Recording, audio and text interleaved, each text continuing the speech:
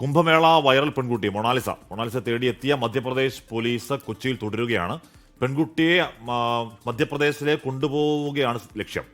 Police സംരക്ഷണം ആവശ്യപ്പെട്ട പെൺകുട്ടിയും ഭർത്താവും കൊച്ചി സിറ്റി പോലീസിനെ സമീപിച്ചിട്ടുണ്ട്. വിഷ്ണു സുരേഷാണ് കൊച്ചിയിൽ നിന്ന് വിവരങ്ങളുമായി ചേരുന്നത്.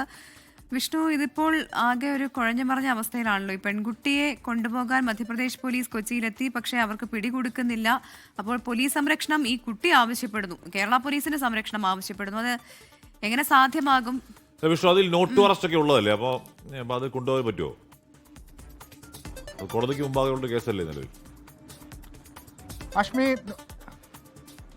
അഷ്മി രണ്ടുപേർക്കും നോട്ട് അറസ്റ്റ് കൗസർ ഇടപ്പകത്തിന്റെ ബെഞ്ച് നൽകിയിട്ടുണ്ട്. മെയ് 20-ാം തീയതി വരെയാണ് അവരുടെ അറസ്റ്റ് തടഞ്ഞുകൊണ്ടുള്ള ഉത്തരവുള്ളത്. പക്ഷേ നമ്മൾ മനസ്സിലാക്കുന്നതനുസരിച്ച് ഇവരുമായി ബന്ധപ്പെട്ട് നിൽക്കുന്ന ആളുകൾ പറയുന്നതനുസരിച്ച് ഇവിടെ നിന്ന് അറസ്റ്റ് ചെയ്ത് കൊണ്ടുപോകുന്നതിനപ്പുറത്ത് ഒരു പോക്സോ കേസാണ്. സ്വാഭാവികമായും അവിടെ രജിസ്റ്റർ ചെയ്തൊരു പോക്സോ കേസാണ്.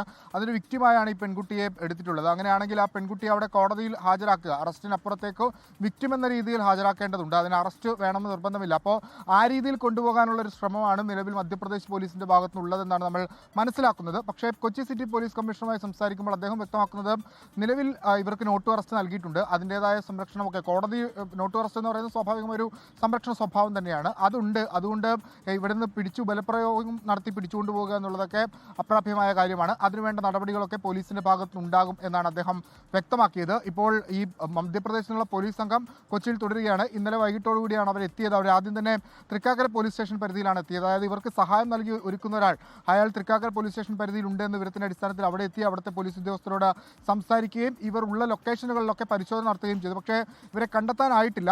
ഈ പെൺകുട്ടി അതിനിടയിലാണ് പോലീസ് സംരക്ഷണം ആവശ്യപ്പെട്ട് കൊച്ചി സിറ്റി പോലീസ് കമ്മീഷണർക്ക് പരാതി നൽകുകയും ചെയ്തത്. അപ്പോൾ അതിലൊരു തീരുമാനം എടുക്കേണ്ടത് ഉന്നത പോലീസ് ഉദ്യോഗസ്ഥരാണ്. ആ തീരുമാനം ഉണ്ടാകുമെന്ന് നമ്മൾ പ്രതീക്ഷിക്കുന്നു. അതോടൊപ്പം തന്നെ ഇന്ന് ഈ കേസുമായി ബന്ധപ്പെട്ട് ചില നിർണായകമായ നടപടികളും പ്രതീക്ഷിക്കുന്നുണ്ട്. പ്രത്യേകിച്ച് വാർത്താ സമ്മേളനം അടക്കം ഉണ്ടാകാനുള്ള സാധ്യതയുണ്ട്. 164 അടക്കം പെൺകുട്ടിയുടെ രേഖപ്പെടുത്താനുള്ള ഒരു നീക്കങ്ങൾ നടക്കുന്നുണ്ടെന്നാണ് നമുക്ക് ലഭ്യമാകുന്ന വിവരം. വളരെ കോംപ്ലിക്കേറ്റഡ് ആയിട്ടുള്ള ഒരു കേസാണ്. അതിനിപ്പോൾ കൊച്ചി എറണാകുളത്തെ പോലീസുകാർ എന്ത് സ്വീകരിക്കുന്നു, അല്ലെങ്കിൽ സംസ്ഥാന പോലീസ് എന്ത് സ്വീകരിക്കുന്നു എന്നുള്ളത് ഏറെ പ്രധാനപ്പെട്ട ഒരു നിലപാടായി മാറും. ഹാഷ്മി,